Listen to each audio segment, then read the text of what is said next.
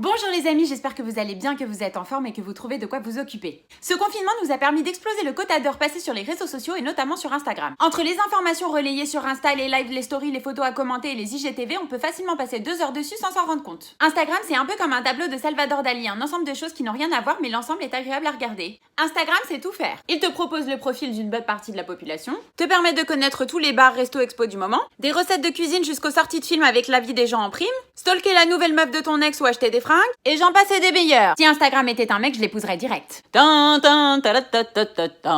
Les nouvelles sur Instagram sont relayées à la vitesse lumière. C'est un peu comme un téléphone arabe géant virtuel. Par exemple, si quelqu'un de connu est décédé, tu vois passer des RIP partout, t'es au courant direct. D'ailleurs, à tous ceux qui postent des photos de la personne concernée avec des RIP alors qu'ils savaient même pas qui c'était il y a 5 minutes. Pourquoi tu postes une photo de Jean d'Ormesson en disant que ton cœur est brisé? Parce que j'adore ces films. Pourquoi vous faites ça? Ou à tous ceux qui postent des photos de joyeux anniversaire seulement à des gens connus. Tu souhaites joyeux anniversaire à ceux qui sont connus mais pas aux autres? Si j'étais ta pote, je serais vénère. Sur Instagram, t'as une tonne de profils. Chanteurs, acteurs, journalistes, architectes, chaînes d'infos, chaînes télé. Et puis t'as les blogueurs aussi. Ils postent des photos de café crème, salade chouquet et parfums Chanel. Ils sont toujours en vacances aux Maldives ou à Tahiti, tout frais payé évidemment. Ils partagent leur cocktail papaye coco en tendant leurs bras face à la mer.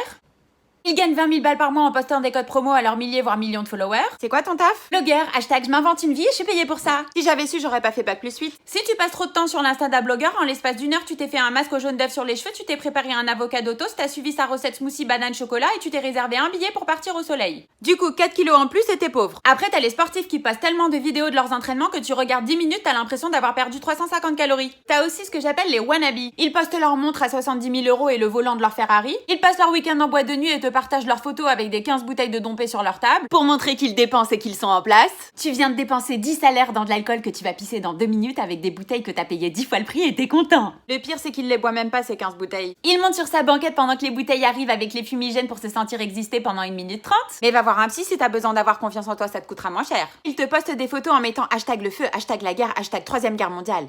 Non seulement tu viens de te faire racketter, mais en plus t'es content. Après, t'as ceux qui postent uniquement des selfies d'eux sur leur profil. T'as l'impression de voir la même photo 45 fois. T'as confondu Insta avec ton miroir? Te fais pas chier, dans ce cas, poste la même photo tous les jours, le résultat sera le même. Mais non, j'aime bien changer de filtre. En parlant de filtre, Instagram c'est encore mieux qu'un dermatologue, hein. Plus personne n'a de boutons. Après, t'as les stalkers qui se créent un compte sans rien poster mais simplement pour espionner les autres. Ou espionner leur conjoint. Tu peux m'expliquer pourquoi t'arrêtes pas de liker les photos de Nathalie? Bah comment tu sais ça? Je ressens les choses. Qui dit compte Instagram dit followers. Parmi ceux qui commandent story et photos, alors évidemment t'as les gens bienveillants et gentils. Je vous aime. T'as tes copines qui like à la seconde où tu postes un truc. Mais t'as aussi ce qu'on appelle les haters. Haters in English, you know. Ce sont ceux qui s'ennuient et qui trouvent un malin plaisir à déferler des messages méchants. T'es moche. T'es naze. Ça se voit que t'as grossi. Ou pire, des messages racistes. Sale bougnoule. Alors, bougnoule, oui, je le suis, même si c'est pas très joli.